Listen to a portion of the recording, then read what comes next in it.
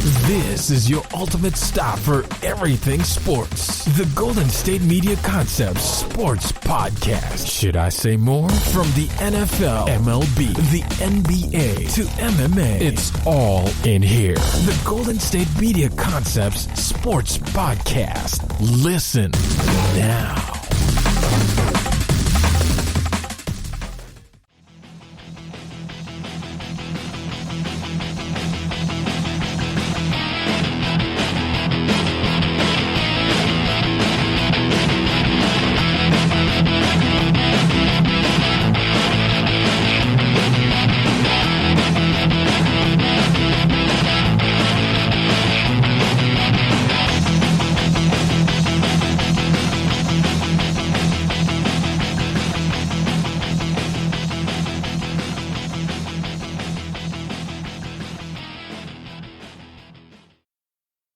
Hello and welcome back to the GSMC Sports Podcast, brought to you by the GSMC Podcast Network. I am your host, Alex Masford. Thank you so much for tuning into today's episode and to be continuing to listen to the show. If you are a returning listener, we really do appreciate you. I hope you all had a happy holiday. I hope you all had a good, New Year's, everything like that. We got a lot to talk about in today's episode. Before I start talking anything sports, I want to remind you all of a couple of things. First of all, please subscribe to the podcast if you haven't done so already.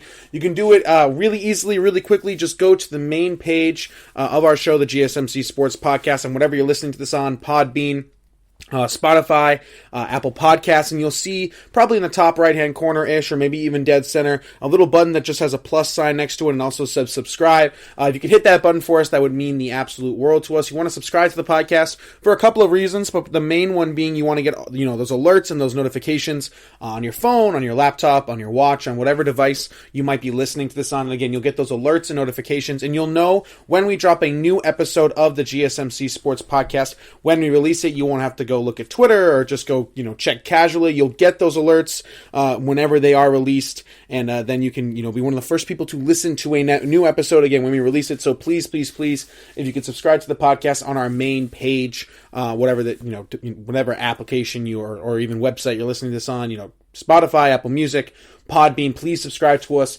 on all those great platforms. We would really appreciate it. Again, please subscribe to the podcast. Also, don't forget to leave us a 5-star review or just a positive review in general if you are enjoying the content and discussion points of the show, the production, everything that goes on behind the scenes with our great team as well. So if you're just enjoying the show overall, we'd love it if you leave us a 5-star review or just a positive review in general on that same main page, on that same website or application. Again, Spotify, Apple Podcasts, or Podbean. You can leave us a review. If you want to write something, you can do that as well, but as long as you just leave us a positive review or just a 5-star review, we would really appreciate that if you are enjoying the content of this show just in general. So again, please don't forget to subscribe to the podcast and leave us a positive review or just a 5-star review, in general, anything like that. And also, if you could give us a follow on all social media platforms, Twitter, Facebook, and Instagram is where you can primarily follow us. Just overall, we would love to interact with you guys more on there. So if you follow us on all of those great social media platforms, again, Twitter, Facebook, and Instagram.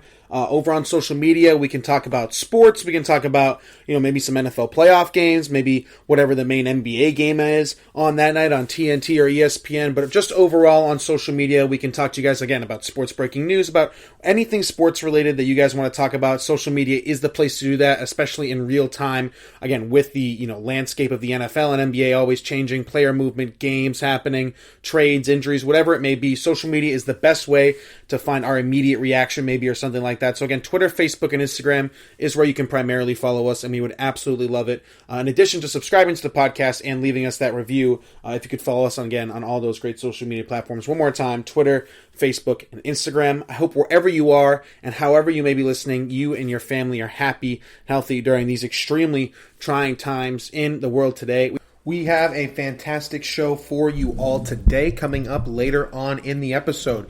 I want to do something that I don't think I've done yet on this show. I want to give you a mock draft. Now, I'm not going to have time to give you a full first round 32 team pick mock draft, but I think mostly everybody's interested in the top 10. So I'm sorry if I don't get to your team, but I will be doing a top 10 mock draft, if you want to call it that. I'll be giving you what my first 10 picks are, how I see them going in the NFL draft. They won't necessarily be the 10 best players I think are in the draft, but just by need and order. Again, it's a mock draft for the first 10 picks. That's coming on later in the show. Of course, we're going to get to the incredible NFL weekend. We will get to everything Green Bay Packers side of their loss to the Tampa Bay Buccaneers. We'll get to the Chiefs versus the Bills game. But I do also want to get to, at the very end of the episode, some basketball. LeBron James had an incredible game against his former team, the Cleveland Cavaliers. What does that mean for LeBron's legacy, and how much longer can he be the best player in the league? I want to talk about that. And also, apparently, the New Orleans Pelicans are taking trade calls for both JJ Redick, which isn't surprising, and Lonzo Ball. So I do want to talk about Lonzo Ball a little bit. His fall, I don't want to say fall from grace. He's a productive player in the NBA. He's not the player he was supposed to be. But I want to give you a team that I think could change that potentially for Lonzo. So that's coming at the very end of the episode. But again, later on, we'll get into the Green Bay Packer side of the loss. We'll get into the Chiefs-Bill game. And, of course, I do want to also talk a little bit of some Matt Stafford rumors as well. I've talked about him a lot on the show, so I won't be doing a full segment on it. But I will talk about it. I will mention it. And then at the end, I want to talk about those Lonzo Ball rumors and, of course, the mock draft that I want to do this episode as well. But we are going to start off with Tom Brady. Of course, you've already watched the game. You know what happened at Lambeau Field at 3 o'clock Eastern Standard Time on that Sunday. Tom Brady is back in the Super Bowl. And I can't say that I'm that surprised. I told you about halfway through the season, I think it was after they had beaten the Green Bay Packers, actually, a little after halfway through the year, that I thought the Tampa Bay Buccaneers would go to the Super Bowl. Now, I'm not going to say that I was consistent on that opinion throughout the entire course of the season. I went back and forth. The only thing I did know is I thought the Chiefs would represent the AFC. I went back and forth between Seattle, Green Bay, and a couple other teams. In my last episode, I said that if Tom Brady got to this Super Bowl, if he actually beat Aaron Rodgers in Lambeau Field, he has entered the discussion, if he wasn't already, as the greatest athlete of all time.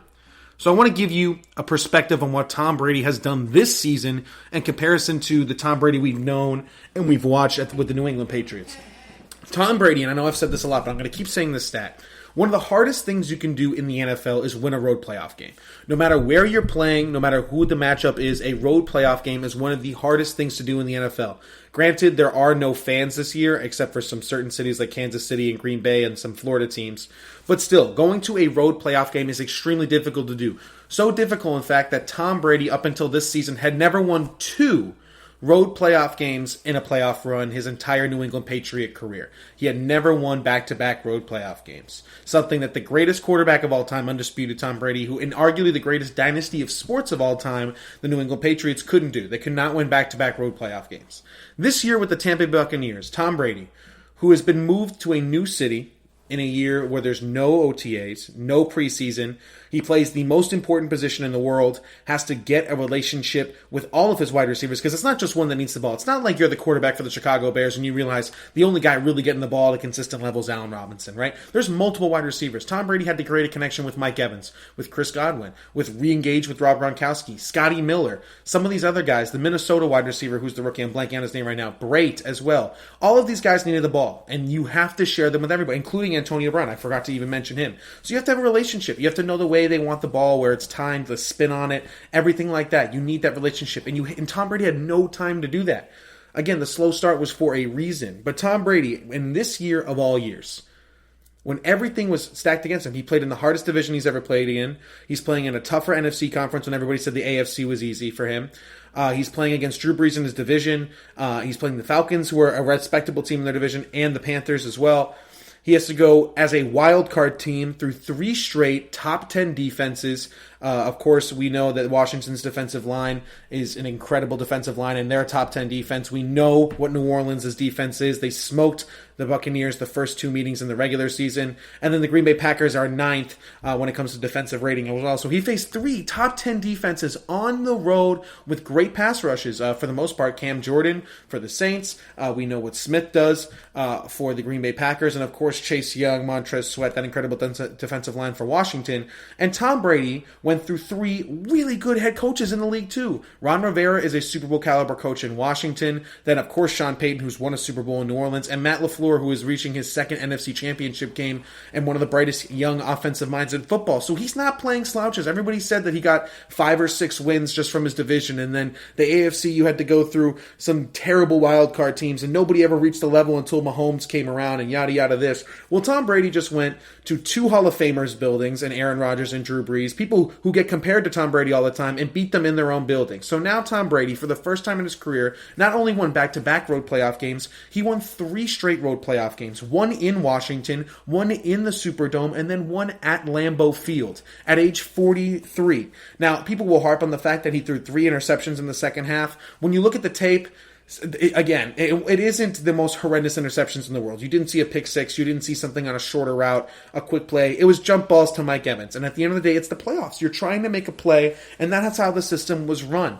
Again, but if you are a fan of football and you're saying that Tom Brady is not the greatest quarterback of all time, I don't know how you defend that point at this point, right? He has ended every single narrative that has ever been doubted against him. He was the greatest of all time probably 3 years ago. I think he solidified himself as the greatest football player of all time after the 28-3 comeback versus Atlanta. Since then, he has another Super Bowl and another Super Bowl appearance, and now he's got 2 Super Bowl appearances since then, and now it's about to be his 3rd with Tampa Bay. The system quarterback narrative is dead. Again, I said this at the beginning of the year when the relationship between Tom Brady and the Patriots had ended and the Patriots were off to a slow start and Tampa Bay was rolling.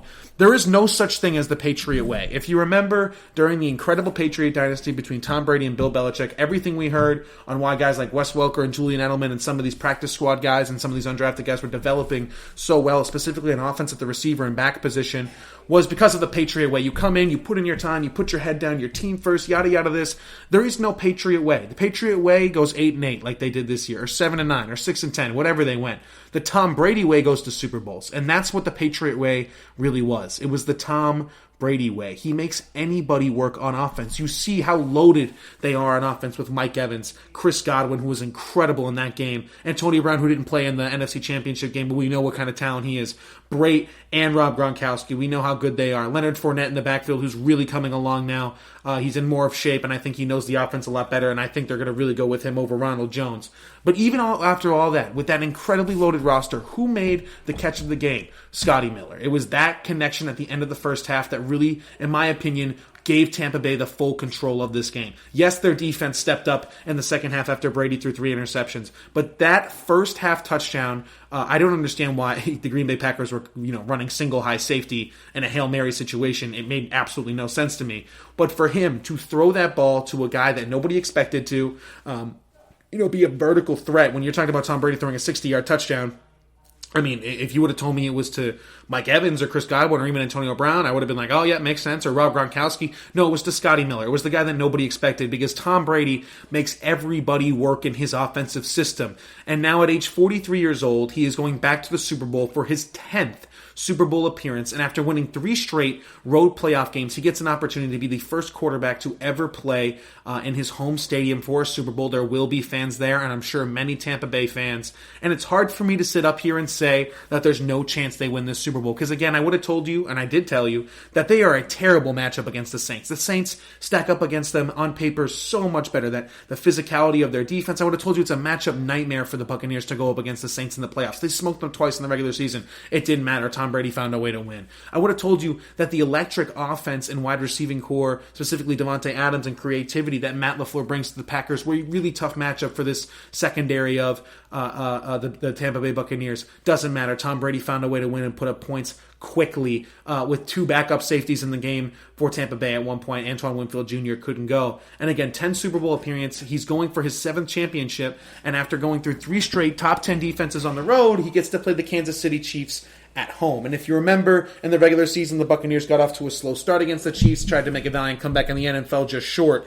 Wouldn't surprise me. It's kind of interesting. Both of these teams are really good, Buccaneers and Kansas City, but both of them have a tendency to start the game slow on offense. So it wouldn't surprise me, actually, if we see a little bit of a grudge match to begin the game. There's going to be a lot of talk about this Super Bowl, but the final thing I want to leave you with for this segment talking about Tom Brady is a blind resume test, because I know that some people are questioning if he is the greatest athlete of all time and greatest football player of all time. So I want to compare him to another quarterback that I think meets the stratosphere of Tom Brady. So let's get into that. Here is the blind resume for these two quarterbacks. So here are the stats for a particular quarterback. Let's get into this. Ready? So between 10 years, they had 3 Super Bowl titles, 5 Super Bowl appearances, 2 Super Bowl MVPs, an MVP, a 75% winning percentage, 17 playoff wins, 8 division titles, and 7 Pro Bowls. Now, the other quarterback also has 3 Super Bowl titles, 5 Super Bowl appearances, 2 Super Bowl MVPs, 2 MVPs. He's a 78% winning percentage,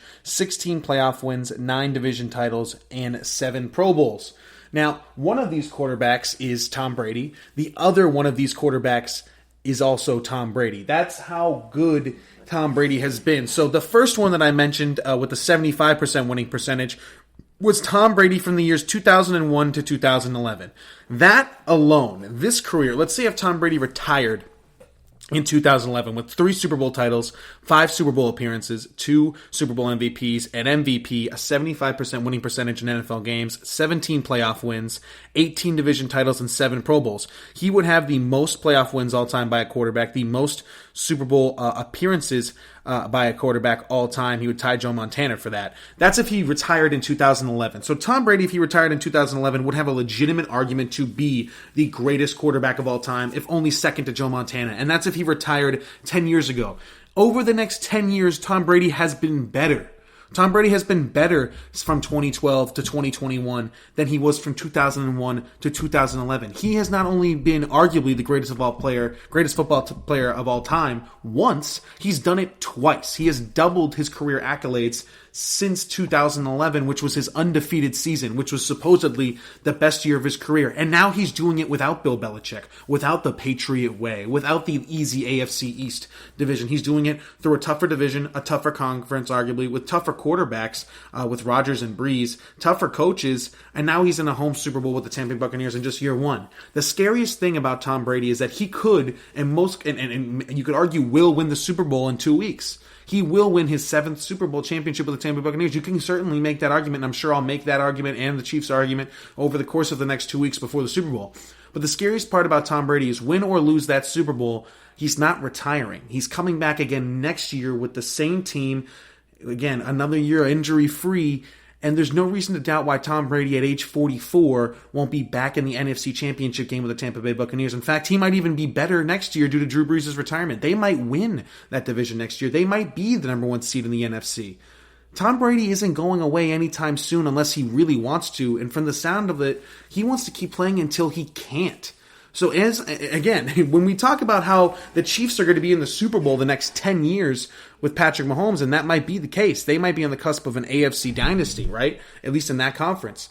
Why can't we say, I don't think Tom Brady will play 10 more years, but why can't Tom Brady play till 47, play another 4 years, and he couldn't, win the AFC 2 out of those 4 years, or 3 out of those 4 years, or hell, all 4. When you look at the young quarterbacks in the NFL who are dominating right now, they're all in the AFC, right? Mahomes, Allen. If you look at some of these other guys, Trevor Lawrence is going to be coming in there. Deshaun Watson is reportedly either going to stay in Houston. If he doesn't, he'll get traded to Miami or the Jets, both in the AFC. The Patriots are in the AFC. And when you look at the NFC, the only real threatening quarterback that you're looking at on a day-to-day basis is Aaron Rodgers.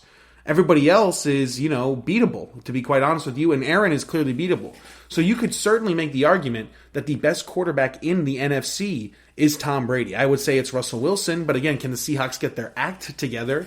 Can they be atop of, the NFC year in, year out? Do you trust the Seahawks to build an offense around Russell Wilson? Do you trust the Packers at this point to get all the way to the big game, the Super Bowl? Do you trust them to win the NFC?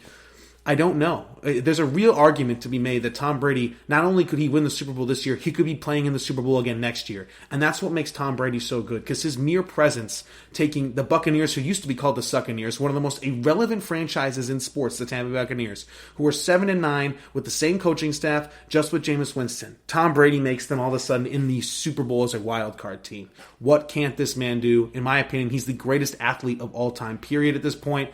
And I'm going to find it's going to be hard for me to say that you should bet against him in the Super Bowl, despite the fact of how good the Chiefs are. All right, that's going to do it for this segment. On the other side of this short break, I do want to talk about the Green Bay side of this. What does it mean for Aaron Rodgers and his career moving forward? I'll address the rumors that he might leave. I'll get to the Kansas City and Bills game as well, and I will mention the Matt Stafford part briefly. I know he's requested a trade, and they're made mutual partnership. I think we all expected that he was going to get moved off of. I'll give you a quick list of teams I think he could go to. I think it comes down to 3 teams personally, but we'll get into all that good stuff right after this short break. Are you looking for the very best NFL and college football podcast? Then check out the GSMC Football Podcast. Get the latest football news both on and off the field. From the NFL Draft to trades to the rumor mill to the NFL Combines, they got you covered. That's GSMCpodcast.com/football-podcast. Get updates on college rivalries, game day insights, and much, much more. It's football talk the way you want it. This show eats, sleeps, and breathes football. Don't forget to like them on Facebook and follow them on Twitter. Visit GSMCpodcast.com for more info.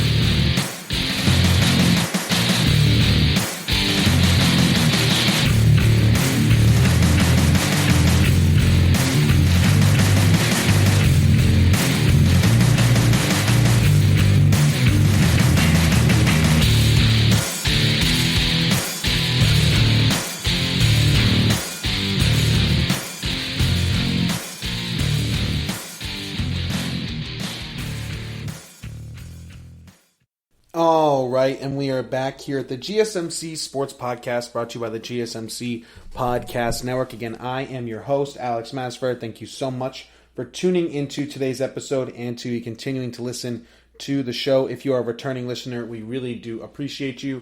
I just finished giving you my take on Tom Brady, his next level of achievements, and I don't want to put a cap on what he can do. A lot of people are saying that, he'll win this championship maybe, but this is it after that, or when is Tom going to retire? I don't even want to speculate about it because I feel like he's just going to keep going until he physically can't do it anymore. I think he is one of those athletes that is going to wait for a bad year before he retires. I don't know if he'll ever decide to win a Super Bowl and retire and go out on top or anything like that. I think he will genuinely keep playing until he's just frankly not good anymore. And I don't know when that will be, considering how good he is. And I really do believe that. And again, at age 43, he's doing things he hasn't been able to do his entire career with the road playoff games, and now doing it without Bill Belichick and everything like that.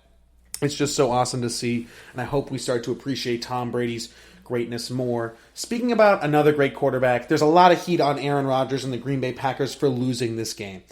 But I want to start off by saying this.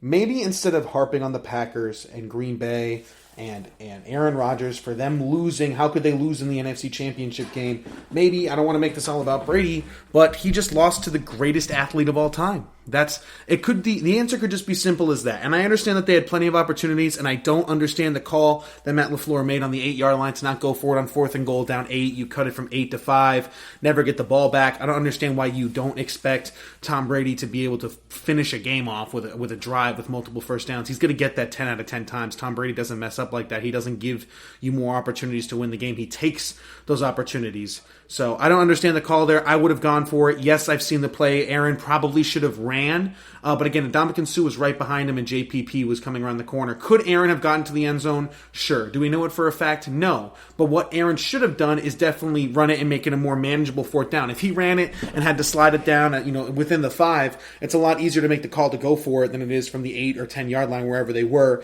So it was a mistake by Aaron. But again, he was trying to get the ball to Devontae Adams, one of the best receivers in the league. Again, I think it was just a bang-bang play. I would have gone for it on 4th down. I would have trusted your quarterback there. But at the end of the day, Aaron Rodgers does not win these games. And it's one of the greatest mysteries in football, in my opinion. He is the ultimate talent. He is arguably the most talented quarterback to ever play the game. He has had good teams around him. He has now had good coaches around him. But for whatever reason, when trailing at halftime, Aaron Rodgers has never beaten a team with... I should rephrase that. Aaron Rodgers, let me phrase it like this, has never beaten a team with a winning record when down at halftime. He has played a team with a winning record and been down at halftime 42 times. So 42 times he's played a team with a winning record and been down at halftime. He's never come back and won a single one of those games, regular season or playoffs. He has one NFC championship. And when we talk about the greatest of all time, Aaron Rodgers is not in that category. Not yet. Now, can he turn it around? Does he still have time left? 100%. We see Tom Brady at an elite level at 43. We've seen some other quarterbacks go into their 40s. I'm not saying Aaron won't.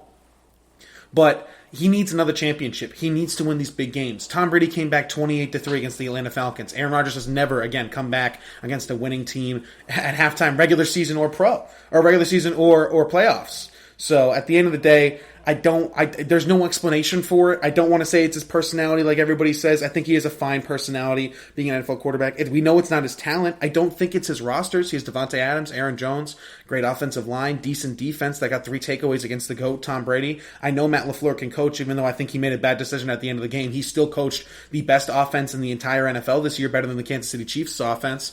So there's no concrete explanation. I think it's genuinely one of the greatest mysteries in football. Why doesn't Aaron Rodgers win these games? Why does Brady win these games? Why did Peyton win these games? Why did Joe Montana win these games? Why did even Marino win these games?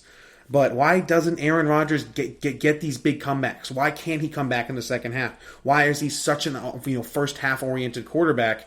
It's a mystery to me. And again, it's not the talent, it's not the rosters, it's not the coaching, it's just something else. And I don't even know if Aaron knows the answer to that. Now, in regards to his post-game interview, he said everybody's, his future's a beautiful mystery. Everything's uncertain. I'll give it to you straight. Aaron Rodgers will be the Green Bay Packer quarterback next year. And I have speculated at the beginning of the year that he could leave. But Aaron had an MVP-type year this year. He'll win the MVP. Matt LaFleur and him seem to be in perfect sync offensively. I understand they did not agree on the last play. Aaron wanted to go for it. LaFleur was more practical and wanted to kick the field goal. I would have given Aaron, the nod and say, go win us this football game or go tie us this football game. But again, I'm not a coach for a reason, right? He's happy with his teammates, Devontae Adams. Their roster is going to be worse next year. Wouldn't surprise me if Aaron Jones walks and doesn't get paid. But you have to go. Where's Aaron going to go, right? You're going to trade into Los Angeles? What's the package looking like for that? If Deshaun Watson costs 8 first-round picks, some people will probably say Aaron's better. So how many does that do you actually give up 8 first-round picks for a guy like Aaron Rodgers? Who would go after him? Would it be the same teams we see for Deshaun, the Jets, the Dolphins, San Francisco, maybe the Rams if they want to move off Goff? And I've speculated all these things. But Aaron Rodgers needs to also be aware that he's in a really good spot in Green Bay. He's not in Houston like Deshaun is. He's got good ownership. There's no owner in Green Bay, but good structural from top to bottom. Good coach. I think good enough general manager, considering that there isn't Green Bay isn't a market for somebody who wants to sign as a free agent to live there for the rest of their lives and finish out their career there.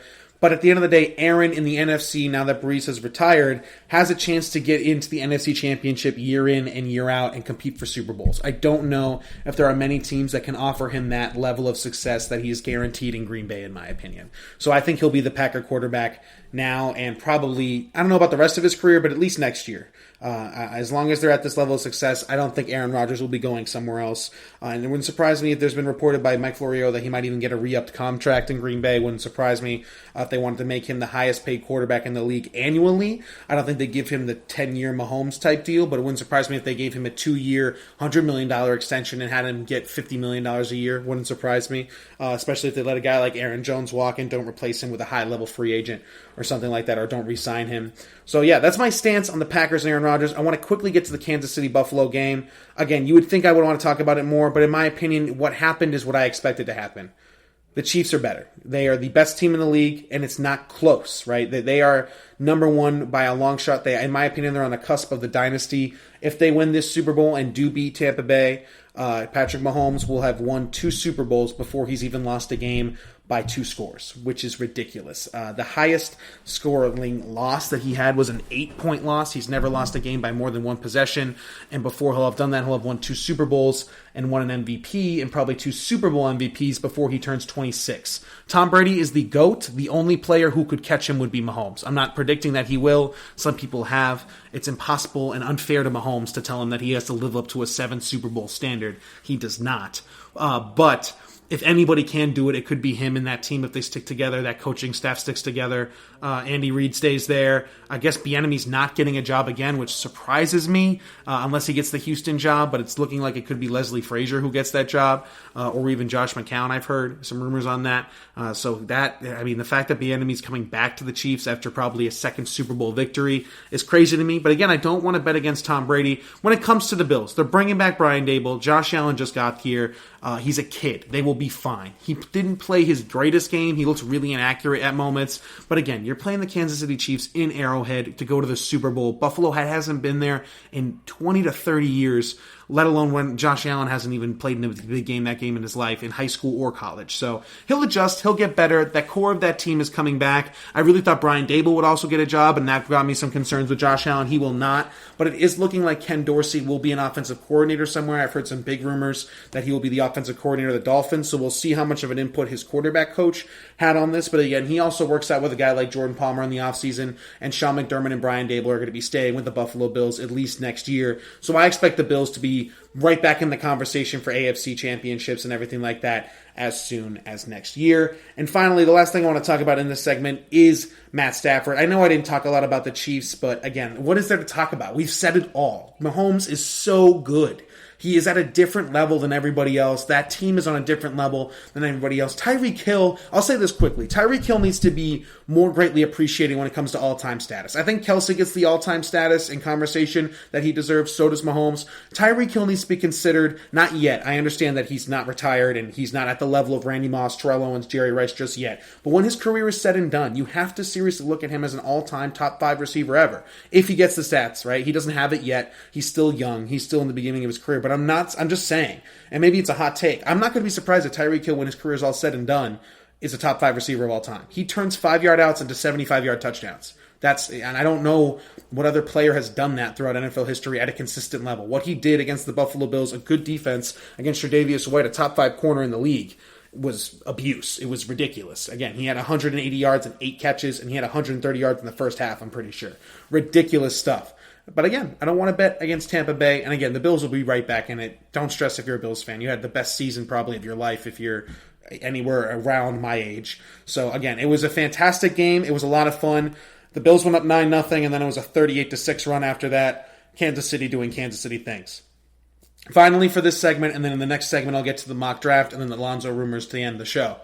Matt Stafford has officially not requested a trade. I don't know how much of it was a request. I think he sat down with ownership and new coach Dan Campbell and was like, hi, I don't fit your timeline anymore. You're clearly going through a full rebuild.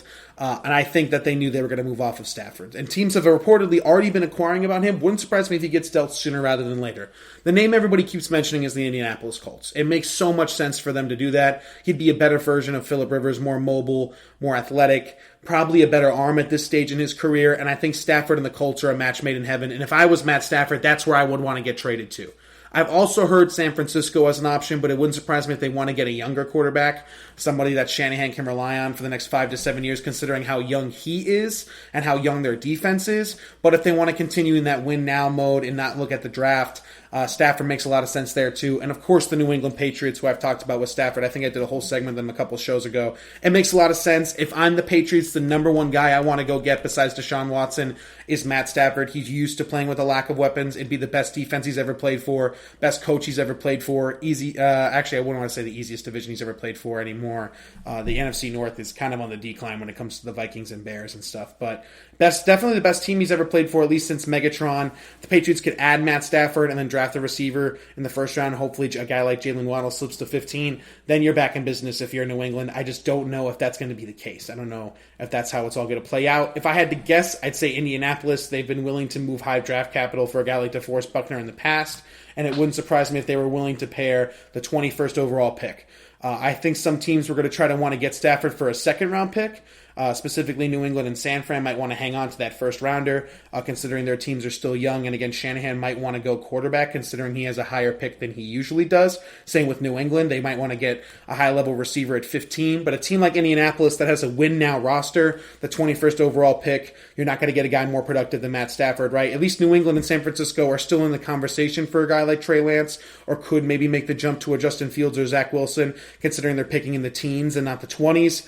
It's more unrealistic for Indianapolis. So I would peg those two, Stafford and Indianapolis, as a really, really likely landing spot for Matt. And I think it'd be great for both sides. I've already talked about that at length. All right, that's going to do it for this segment. On the other side of this short break, I'll be giving you my top 10 picks of the NFL draft. How do I see the top 10 playing out? This is mock draft version 1, we'll call it. I will have some trades in there. I don't like to do the mock draft without trades because we know people are going to be trading up and down for a quarterback. So I'll tell you how I have it all playing out. And we'll get into all that good stuff right after this short break. Check out the show that's built on the MMA, from the UFC to extreme cage fighting. They got the fights covered. Check out the GSMC MMA podcast. Get the latest news on past or upcoming fights. Join us as we talk to and about some of the biggest names in the MMA, past, present, and future. When it's the fight game, there's just one show to check out. GSMCpodcast.com/MMA-podcast. Don't forget to like them on Facebook and follow them on Twitter. Visit GSMCpodcast.com for more info.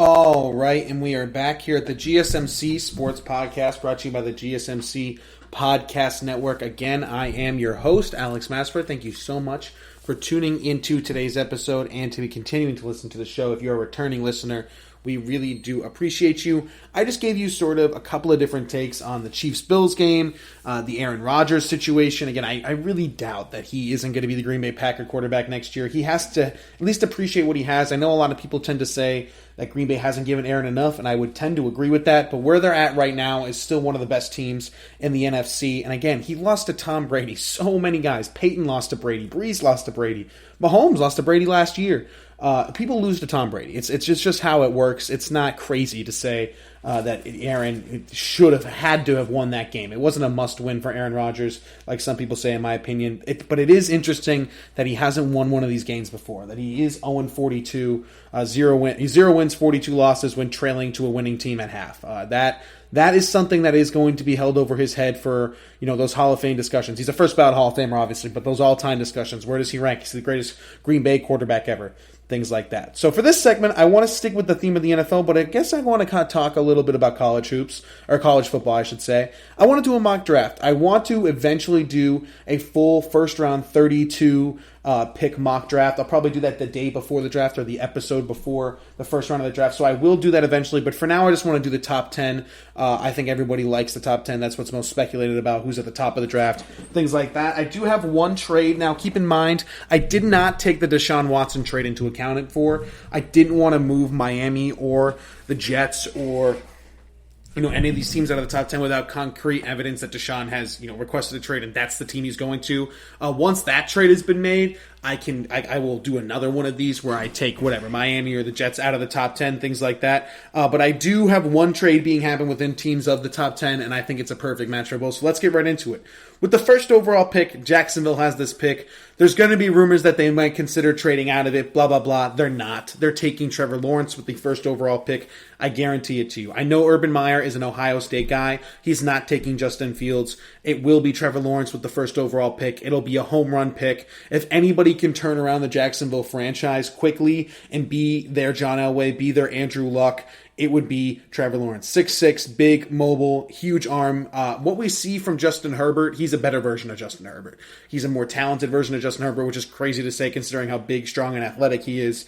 He's a proven winner at the college level. I think he should have won a Heisman, not this most recent season, but maybe the season in between. I think you could have considered him. I know it went to Joe Burrow, obviously, who also deserved it. Just because he hasn't won the Heisman doesn't mean anything, in my opinion. The last 3 years have been incredible Heisman players. I think, who was it? Kyler, then Burrow, and then now Devonta Smith, who deserved it, in my opinion. So, again, he is a Heisman-worthy player, but the fact that he didn't win it, I don't think will hold him back or anything like that. He's an incredible talent. I think pairing up him with Urban Meyer is going to be really special in Jacksonville, and I think they are on the right track moving forward. So with the first overall pick, the Jacksonville Jaguars, at least to my predictions, will select Trevor Lawrence. Surprise, surprise.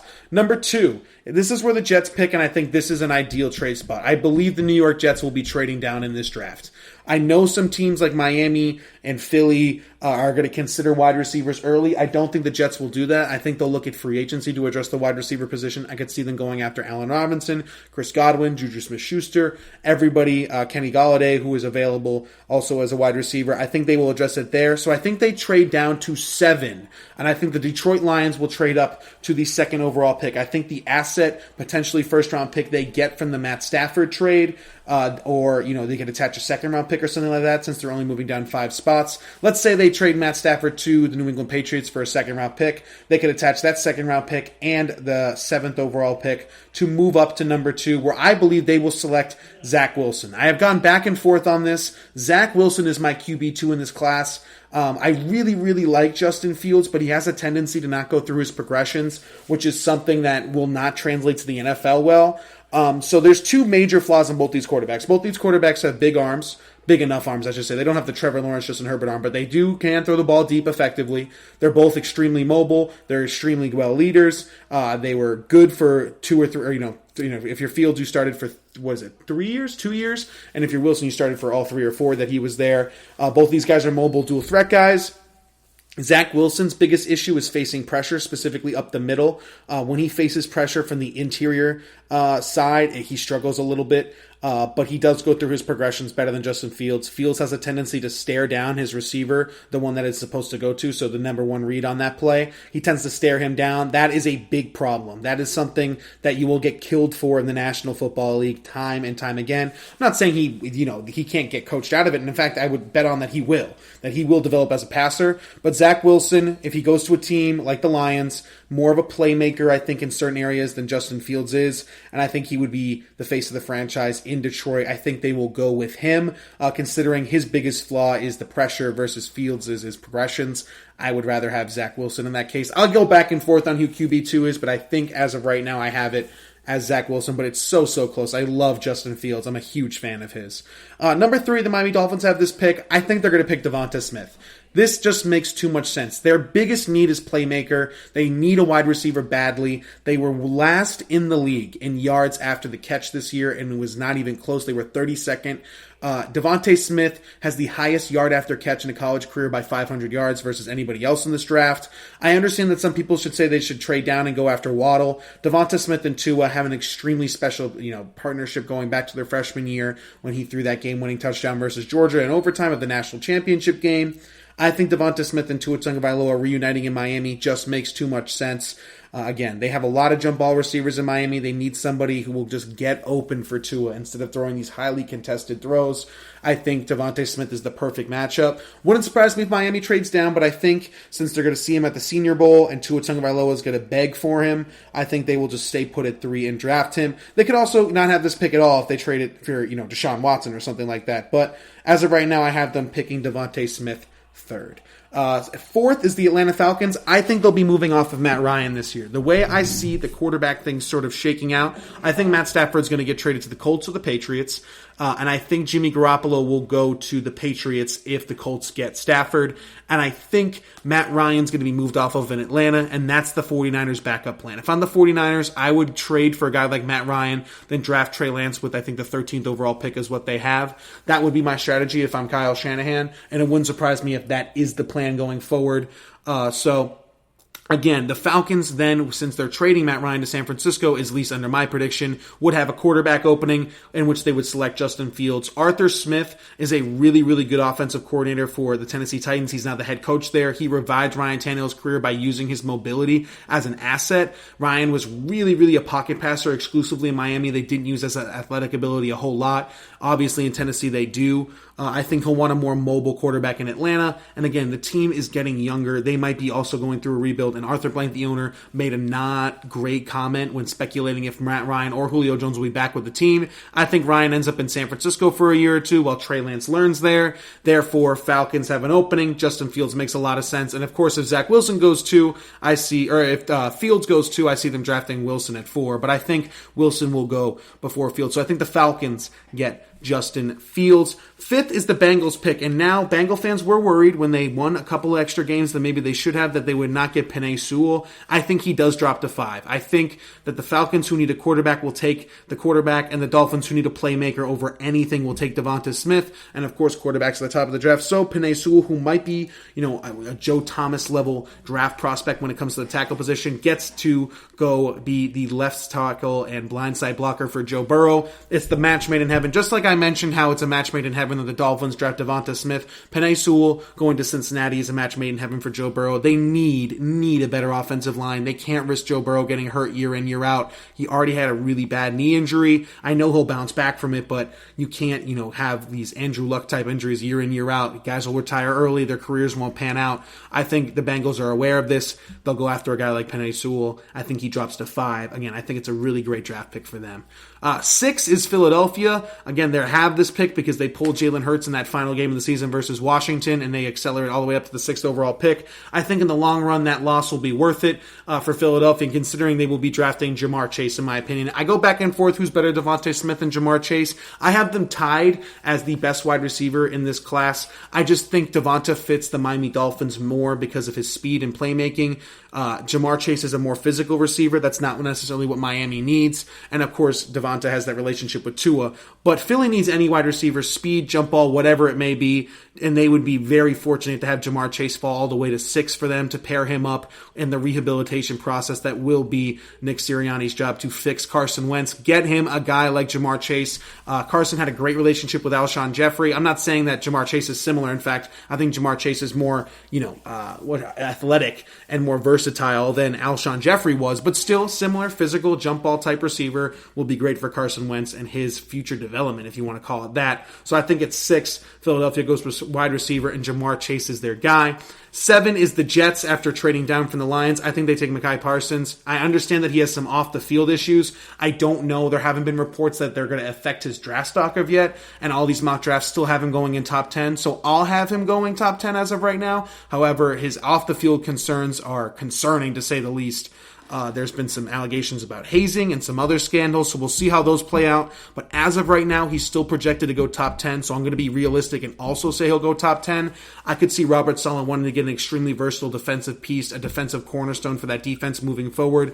Mekhi Parsons makes a lot of sense, and I do think they're going to be sticking with Sam Darnold or going after Deshaun Watson anyway in the long term. So coming in at number 7, I have Mekhi Parsons getting drafted by the New York Jets. The 8th pick is the Carolina Panthers. I think they'll take Kyle Pitts. I think they will go for a big splash for this offense. They already have Christian McCaffrey, DJ Moore, and Robbie Anderson, complete playmakers all the way around. Do they need a quarterback? Yes, but I think they do, unfortunately, miss out on Zach Wilson, Justin Fields, and Trevor Lawrence, so I could see them punting quarterback till next year. I think Teddy Bridgewater does enough to run it back with him one more year, and again, I really do believe Kyle Pitts is a generational tight end prospect. He reminds me a lot of Darren Waller, but more refined, considering Waller was a converted wide receiver to tight end. Pitts has just been a tight end through and through. I think he'll be a really interesting fit in a Joe Brady type offense, considering the ways they used Thad Moss back at LSU, and that offense would have a loaded, and I mean loaded, amount of offensive weapons. DJ Moore, then Kyle Pitts, Christian McCaffrey, Robbie Anderson. They would be that team that's just missing the quarterback, and again, maybe Teddy Bridgewater can do it for a year or two. And then you can go look in the draft Sam Howell next year out of UNC. But I don't think if they can't get Fields, Wilson, or Lawrence, I think it makes sense to go Pitts here at 8 for the Carolina Panthers. Coming in at number 9, I have the Broncos actually going tackle with Slater out of Northwestern. I didn't really know who to pick for Denver. They don't have a huge amount of needs. I like their defense. I could have seen them going cornerback here as well, but I think they would go offensive line. They've had a lot of injuries with there, including Juwan James, the right tackle. I could see them going Rashawn Slater, who's an underrated tackle prospect coming out of Northwestern. A lot of people are high on him. I think he'll sneak into the top 10, be that surprise top 10 tackle that gets selected, and I think the Broncos get him, and I don't think they give up on Drew Lock just yet. And 10 is the Dallas Cowboys. I think they need to go defense here. I think they'd love to get a Parsons if they could, but it's looking like that he's probably going to go a little bit higher than that. I have him going 7 to the Jets. I think they go Patrick Surtain, the cornerback out of Alabama. Big, nice corner, pretty physical, pretty fast as well. I think he makes a lot of sense for the Cowboys going forward. Also, Alabama, big school, going to the Cowboys just makes a lot of sense. Big-time programs in both NFL and pro, or NFL and college. I think Surtain makes a lot of sense going to the Dallas Cowboys. Again, just to recap, number 1 overall, I have the Jags taking Trevor Lawrence. Number 2 overall, I have the Lions trading up and taking Zach Wilson. Devonta Smith to the Dolphins at 3. Justin Fields to the Falcons at 4. Penei Sewell to the Bengals at 5. Jamar Chase to the Eagles at 6. The Jets, who traded down to 7 after giving the Lions the 2nd overall pick, take Parsons. I think the Panthers take Pitts. The Broncos take Slater, and Patrick Surtain goes 10 to the Dallas Cowboys. That was my first mock draft, just the top 10 picks. I will do a full first-round mock draft when we get closer to the draft, but every couple of weeks or maybe even every week, I don't know, depending on the stories and the trades, I might do one of these top 10 NFL mock drafts. I have a lot of fun doing them. I hope you enjoyed it. After this short break, I want to get to the Lonzo Ball rumors. What is the team that I think could save Lonzo Ball and make him into the player he was supposed to become? We'll get into that good stuff right after this short break.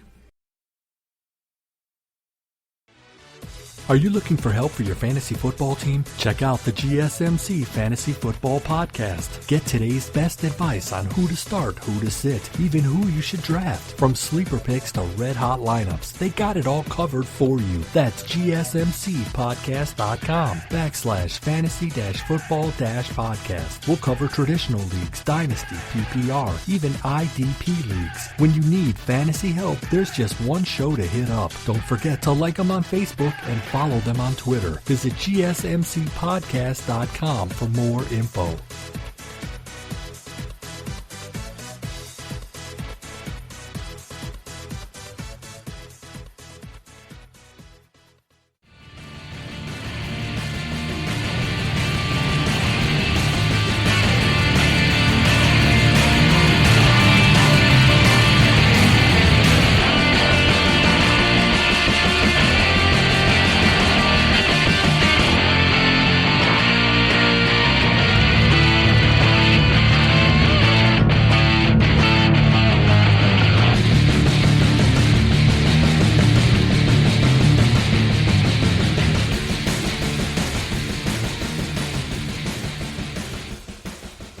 All right, and we are back here at the GSMC Sports Podcast, brought to you by the GSMC Podcast Network for the final segment of today's show. Again, I am your host, Alex Basford. Thank you so much for tuning into today's episode. If you are a returning listener, we really do appreciate you. I just finished giving you my take on the mock draft that I just did, 1 through 10. Again, I will do a full mock draft at some point, the full first round, I should say. At some point, probably a little bit closer to the draft in April. But for now, I want to switch a little bit to the NBA. I know I said I was going to talk about LeBron. We don't really have time for that. Again, he dropped 41 against Cleveland. To make a long story short, I just don't know a way where LeBron isn't the best player in the world the next 3 to 5 years. It was sort of similar to my Brady take about how great they are, but he is just still on a different level athletically, basketball IQ-wise than everybody else. And I understand it's easy to say that after a 41-point game versus the Cavaliers. I understand that. But I just don't see a way where LeBron James doesn't win another championship or two. I think he's going to tie Michael at 6 at this point. He just keeps putting off magical after magical performance for us. And we need to appreciate his greatness more. But talking about Lonzo Ball now, there's a rumor he's being traded. Now, JJ Redick, as a trade piece, makes a lot of sense for New Orleans. I wasn't surprised by those news. But Lonzo, I was. He's going to get moved, apparently, by the deadline. They've been accepting calls. They're willing to trade him. But here's the thing. To where is the question? In my opinion, There's a couple of teams that make a lot of sense for Lonzo Ball. I wouldn't call him a bust just yet. He hasn't lived up to that superstar player he was supposed to be. He's great defensively. He's got great length and athleticism. His shot is still a little bit broken, so he needs to go to a team with really good development. 3 teams, in my opinion, come to mind. One of them being the Toronto Raptors, known for their player development. Apparently, they might be looking to move Kyle Lowry, considering his age and the fact that the Raptors are not a very good team this year. I could see them replacing him with a guy like Lonzo Ball, long, athletic defender, already has that started out for them, and maybe Nick Nurse can develop his offensive game. Another team that makes a lot of sense is the Miami Heat, similar to the Toronto Raptors, except the Heat are contending this year, obviously. They do have a point guard issue. Dragic comes off the bench, and he's their best ball handler. Bam and Butler, who has COVID right now, usually also ball handle, but Lonzo could be another guy, either off the bench or in a starting role, that could be a ball handler setting up the offense. I think if anybody can fix the shooting, it's the Miami Heat too. Bam Adebayo is shooting 60% from jumpers this year. He simply just wasn't taking jump shots last year, which is only a couple of months ago, so that development is insane again for him. I could see them fixing him. But the number one team that I think should be all over Lonzo Ball is the LA Clippers. They need a true, real point guard. Reggie Jackson is okay. Pat Beverly is okay. Lonzo Ball, as a defender, doesn't need to be, the best player in the world, the best shooter in the world for that team. Just give the ball to Kawhi and Paul George for the offense.